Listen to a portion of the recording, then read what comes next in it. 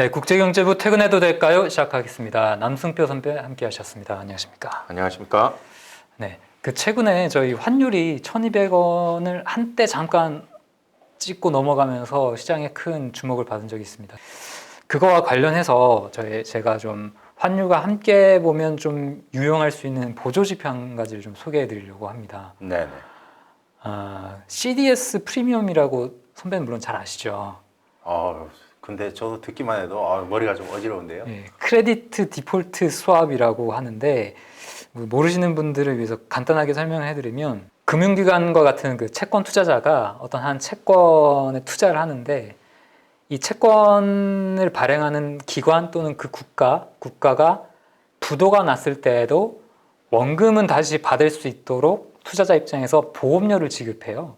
그걸 이제 CDS 프리미엄이라고 하는데 그 보험료가 비쌀수록 부도가 날 확률이 굉장히 큰 회사겠죠. 위험하다고 보는 거죠. 그렇죠. 위험한 국가 또는 위험한 기업이 될 텐데 그 CDS 프리미엄을 각 국가별로 이렇게 살펴보면 글로벌 자금들이 바라보는 그 나라에 대한 어떤 인식, 투자 위험성을 알 수가 있거든요. 그리고 그 CDS 지표가 굉장히 민감하게 반응하기 때문에 어떤 대외적인 충격에 따라서 우리가 그걸 보고 만약에 한국 같은 경우에는 달러 원 환율이 급하게 튀면서 CDS까지 확 튀면 이거는 우리나라 원화 통화, 원화 주식, 원화 채권에 대해서 어떤 경고음이 될 수 있다 이렇게 볼 수가 있을 것 같거든요. 그래서 제가 최근에 저희가 대외 이슈 큰 게 한 두 가지가 있었습니다. 9월 말에 9월 FOMC를 통해서 어떤 테이퍼링이 좀 더 구체화된 그런 이슈가 한 가지 있었고 비슷한 시기에 이제 중국 헝다 사태가 있었죠. 사태가 있으면서 어떤 중국발 신용 위기도 좀 불거져서 두 가지 충격이 좀 있었는데 그때 우리나라 CDS가 지난 팬데믹 이후 꾸준하게 떨어지다가 이 9월 말을 기점으로 좀 이렇게 좀 반등해서 좀 튀고 있거든요. 제가 그 한국과 일본 CDS 프리미엄 추이를 비교한 차트를 한번 준비했는데 이 보면은 빨간색이 한국이고 일본이 파란색 CDS 그래프입니다. 참고로 5년물 프리미엄인데 3월 23일 날 두 나라가 동시에 코로나 충격으로 급하게 확 튄 뒤에 내려가는 과정에서 한국은 일본을 잠깐 하회하기도 하지만 결국 한 6월 달부터는 일본과는 격차를 보입니다. 그런데 작년 말부터 올해 이제 9월까지 한국은 꾸준하게 좀 축소되는 경향을 보였고, 일본 같은 경우에는 크게 높아지진 않지만 그래도 절대 떨어지지도 않는 그보다는 덜 떨어지는 그런 추세를 좀 보이고 있거든요. 9월 13일 저기까지. 그러네요. 그러니까 한국 같은 경우는 CDS가 점차 이렇게 하향 안정화되는 이유는 이제 한국 경제 성장률이 좋고 다른 선진국에 비해서 성장률 전망치도 좋고 또 어떤 수출 실적도 뛰어나고 이런 펀더멘털들의 요인들이 영향을 미쳐서 CDS가 조금씩 가라앉습니다. 일본 같은 경우에는 코로나 방역도 좀 부실했고 그래서 일본 경제 성장률은 한국보다 그렇게 좋지 않았거든요.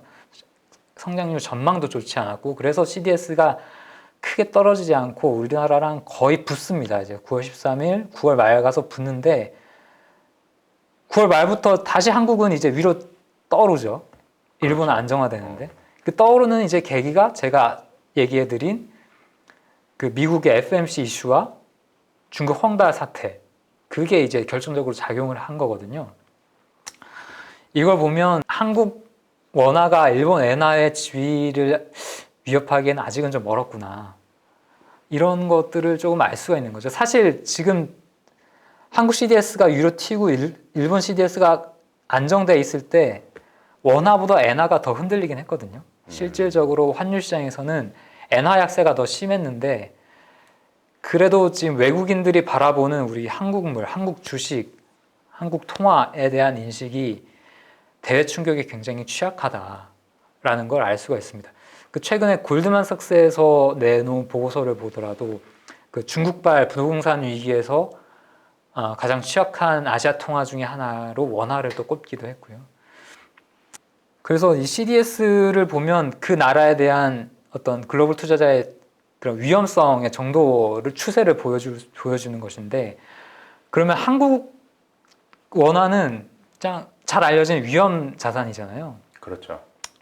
또 다른 위험 자산이 있습니다. 호주 달러와 캐나다 달러도 글로벌 금융시장에서 많이 활용되는 위험 자산 통화인데, 이 세 나라를 좀 비교를 해보면 호주와 한국은 일단 한국이랑 좀 비슷하게 갑니다.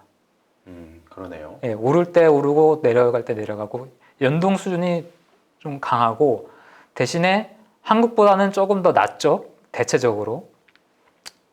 최근 이슈에서도 호주는 큰 변화가 없고 호주 달러화가 그래도 한국보다는 조금 더 안전하다, 상대적으로 안전하다라고 평가를 받고 있는 것이고, 캐나다 같은 경우에는 변동은 거의 안 합니다.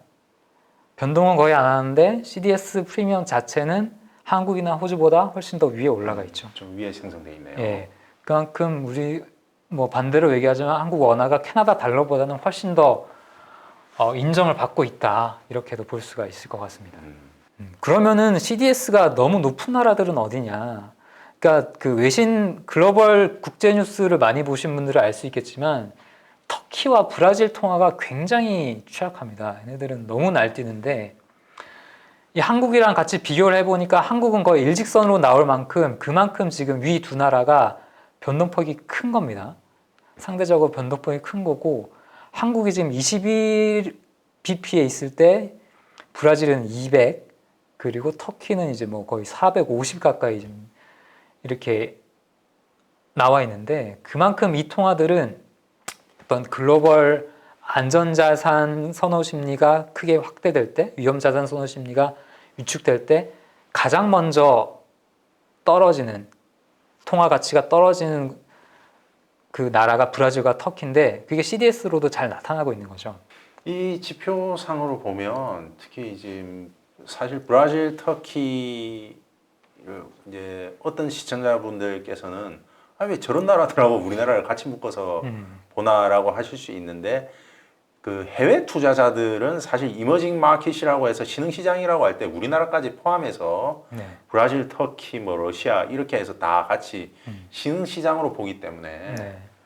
좀 그런 면이 있는 것이고, 앞서 이제 권 기자께서 이제 얘기하셨듯이 캐나다라든지 그 호주 같은 경우는 주요 10개국 해서 이제 그렇죠. G10으로 이제 묶는데, 네. 우리나라는 이제 이머징 마켓이라서 거기서 빠지거든요.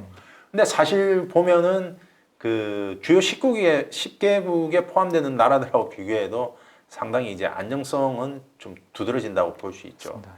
근데 이제 안타까운 것 중에 하나는 이게 워낙에 원화가 이런 어떤 해외 투자자들이 보내는 어떤 신뢰에도 불구하고 원화가 이제 그 위안화에 어떤 많이 연동이 돼 있죠. 좀 그 연동성이 너무 강하다 보니까 네, 아무래도 조금 그 중국이 흔들릴 때에 좀 필요 이상으로 좀 데미지를 받는 영향이 있지 않는가 하는 생각도 들고, 또 우리나라가 아무래도 또 그 대외 무역 의존도가 크다 보니까 연준의 어떤 정책적 어떤 변화에 있어서 미국 경제가 출렁일 때에 또 그런 부분에 있어서도 좀 영향을 받지 않나 그런 생각도 드네요. 그 글로벌 투자자들이 그 위안화를 매수할 때 같이 약간 서브 개념으로 매수를 하는 게 원화라고 하더라고요. 그렇죠. 마찬가지로 뭐 위안화 매도 포지션을 잡을 때 약간 포지션 분산 차원에서 같이 매도하는 게 또 원화고, 그렇기 때문에 뭐 패깅돼 있다고도 하는데 그만큼 위안화에 좀 많이 연동이 돼 있어서 우리나라가 좀 많이 출렁이긴 합니다. 예. 그래도 뭐 호주 달러와도 많은 뭐 똑같이 연동이 되지만 뭐 우리나라가 호주보다 뭐 크게 그렇게 뭐 불안하다고 할 수는 없을 것 같고요. 그렇죠. 그 앞서 이제 호주 달러와 이제 캐나다 달러를 호주와 캐나다를 같이 놓고 이제 CDS를 봤을 때 사실 이제 그 호주하고 우리나라가 비슷한 흐름을 보이는 게, 사실 호주도 그 중국 익스포저가 굉장히 큰 나라거든요. 그렇죠. 그러다 보니까 아무래도 호주도 좀 비슷하게 가지 않았나. 근데 수출 중심 국가이기도 하고. 예, 네. 좀 후반부에 있어서 저렇게 좀 방향이 좀 다르게 나타난 것은 아무래도 우리나라가 좀 더 큰 영향을 받는다고 외국인 투자자들이 봤기 때문이 아닐까, 뭐 네. 그런 생각이 드네요. 그리고 과거에도 보면 이제 어떤 대외 충격이 발생했을 때 원화가 유독 많이 떨어진다. 그러니까 원 달러 환율이 크게 튀는 경험들이 많이 있어서 그런 인식들이 이런 CDS 그래프에 반영이 된다고 하더라고요. 그걸 일종의 낙인 효과라고 하는데 원화는 위험할 때 무조건 빼야 되는 자금 통화잖아. 그런 인식들이 좀 있다고 합니다. 그래서 우리나라가 아직은 CDS 상으로는 조금 좀 불안한 모습을 보이고 있는 것 같습니다. 그러니까 이제 이른바 신흥시장의 그 다른 나라에 비해서는 월등하게 펀더멘탈이라든지 이런 부분에 있어서 안정적인 모습을 보이지만 아무래도 좀 주요 10개국이라든지 특히 일본은 네. 뭐 한때 G2 아니었습니까? 그렇죠. 하고 비교할 땐 사실 일본하고 근접한 수준까지 갔다는 것만 하더라도 뭐 그쵸. 아주 대단한 일인데 네. 네, 그러나 역시 아직 위기 국면에 있어서는 아무래도 조금 더 뭐라고 해야 되나요? 좀 위험하다고 평가받는 부분은 상당히 좀 아쉽다. 좀 그런 느낌이 드네요. 네. 알겠습니다. 자, 오늘은 CDS라는 지표를 좀 소개를 해드리는 시간을 가졌는데요.